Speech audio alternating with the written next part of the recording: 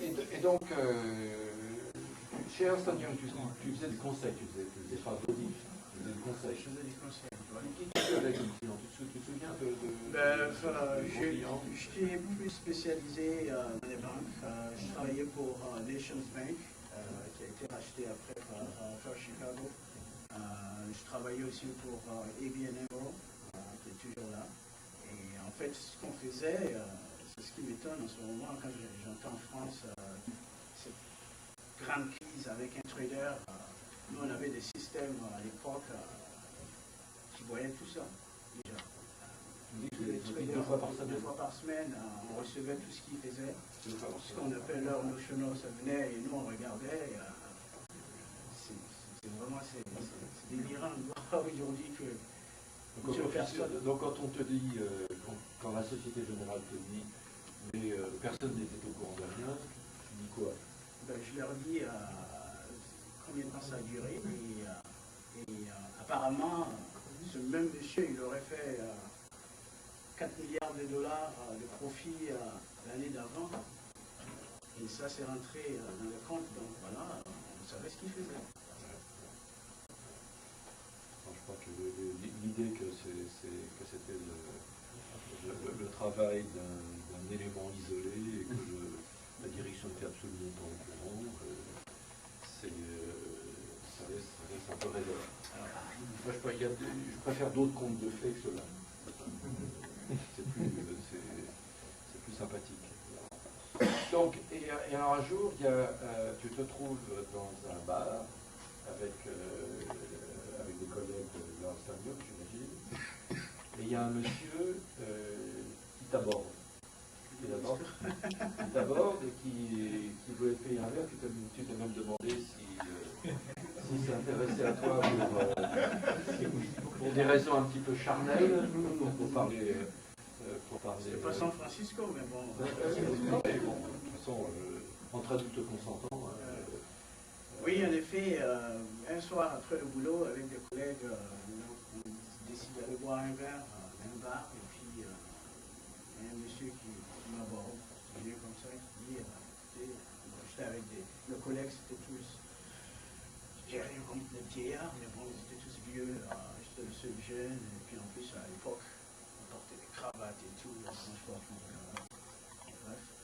Donc, on marche, on est dans le bar, le mec il me dit je veux vous parler, can I have your business card? Je dis mais pourquoi? Je ne voulais pas, j'étais vraiment réticent, je suis avec des gens, il est venu m'aborder et je l'ai refoulé complètement.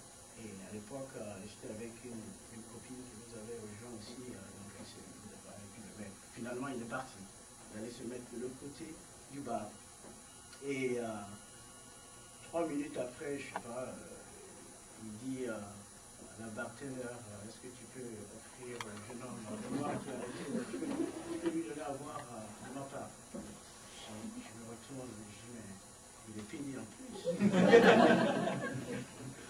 Alors, finalement, bon, je suis pris, on a vu, on a discuté, il est revenu, il m'a donné sa carte, il m'a dit, ben écoute, je suis un ancien de PeopleSoft. Et je viens d'intenter un procès contre eux. J'ai énormément d'argent. Et je pense que tu es très intelligent. Tu m'as l'air quelqu'un de très intelligent. Je vais faire du business avec toi. Voilà ma carte. Il faut qu'on fasse un lunch ensemble. Alors je commençais à réfléchir. C'était le début de mon American Dream. Donc finalement, le mec, il était vraiment costaud. Il avait énormément de pognon. Et après le déjeuner, on était devenus amis. Et puis bon, là, on a monté une compagnie ensemble. Une compagnie qui faisait quoi? On prenait toutes les bases de données. Vous avez peut-être vu les chaînes de télévision comme CNN, MSNBC, une sorte de bande qui passe en bas. À l'époque, nous, on avait une licence. Et donc, nous, on prenait toute cette base de données sur le Nasdaq, le New York Stock Exchange et les American Stock Exchange. Il fallait avoir une licence. Il n'y avait que 24 compagnies qui faisaient ça aux États-Unis. Et nous, on les dissémine, on les met sur nos serveurs.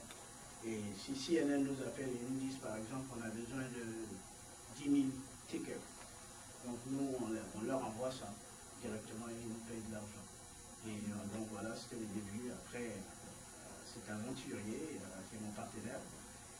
après, on a commencé à faire sérieusement de l'argent. Il y a des gens qui nous appelaient même de la Russie, ils voulaient ce truc-là, l'Internet venait en ce moment-là, les gens, tout le monde veut mettre ça sur leur site informatique. Et on a commencé à faire ça, a vraiment marché. Un jour, il vient me voir, il me dit, mais écoute, j'ai contacté une compagnie qui s'appelle Archipelago maintenant, et ils sont intéressés, ils veulent nous racheter. Je dis, mais c'est quoi ça? Je viens juste de commencer. Je viens juste de commencer, mes parents, quand je leur ai dit que je quittais Armstrong, ils ont voulu me tuer.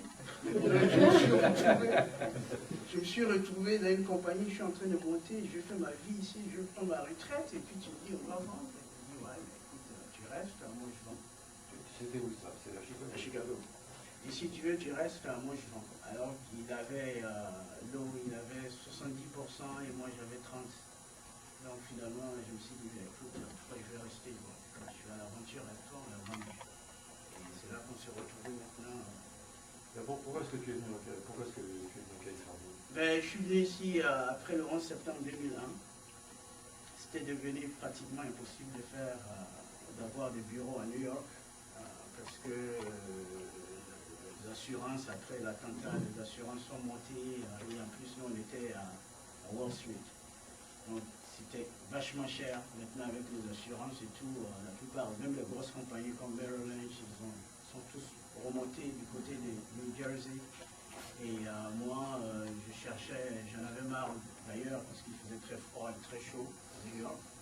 Et je fais mes études à Chicago, moi je viens de Nice, et je cherchais quelque chose comme ça. Et donc voilà, je suis venu à San Francisco juste à cause du beau temps. Et maintenant je me retrouve. C'est évident quoi. Donc avec ton partenaire, vous avez fondé une société on a fondé une société qui rachète d'autres sociétés. En fait, on achète d'autres sociétés, on les restructure et on les revend. Et c'est comme un mécanicien, on va à la casse des sociétés, il y en a plein aux États-Unis ici. Très souvent, si vous êtes très très intelligent, très malin, vous pouvez même avoir des sociétés à $20 parce que le politicien on fait des conneries, se retrouve dans une situation où il y a 1800 emplois qui seront perdus et si jamais ils trouvent quelqu'un pour reprendre, ils sont prêts à vous donner tout ce que vous voulez. Donc voilà, c'est là que l'on a commencé. Vous avez une société d'exploitation de la connerie des autres. Voilà. Il y a un marché, il y a un gros marché. Infini. Ça c'est clair. Et tu fais ça, vous faites ça, vous êtes combien associés? Non, on a commencé par ça. Ouais. Et après, évidemment, on a fait 2 coups qui nous ont apporté énormément d'argent. Donc on s'est retrouvé avec beaucoup de sous. On ne savait pas ce qu'il fallait faire avec. Donc on est rentré maintenant on a commencé à manager le fonds de pension. Et aujourd'hui, on manage, on a 2 fonds de pension et un autre fonds qui vient de nous embaucher pour $50 millions pour manager pour C'est quoi les 2 sociétés que vous avez? Tu peux raconter l'histoire des 2 sociétés que vous avez achetées et revendues? Ben, les 2 sociétés, il y a une société qui est une société de production de chocolat. On a racheté à Nestlé. Tout le monde connaît Nestlé. Donc, ils avaient 1800 employés. Ça, je te disais, cher ami John. Ils avaient 1800 employés et ils se retrouvent dans une situation où ils voulaient délocaliser parce que les employés, ça devenait beaucoup plus cher pour garder tout le monde. Donc ils ont délocalisé en fait la société au Brésil. Et ils vendaient, pas Nestlé, ils vendaient leur structure à New York. Et c'était leur plus grosse structure au nord des États-Unis, North America. Et donc voilà, nous on a pour racheter, donc on a dû monter tout le dossier. Et on s'est dit, le politicien peut m'aider. Donc on a contacté Mme Clinton qui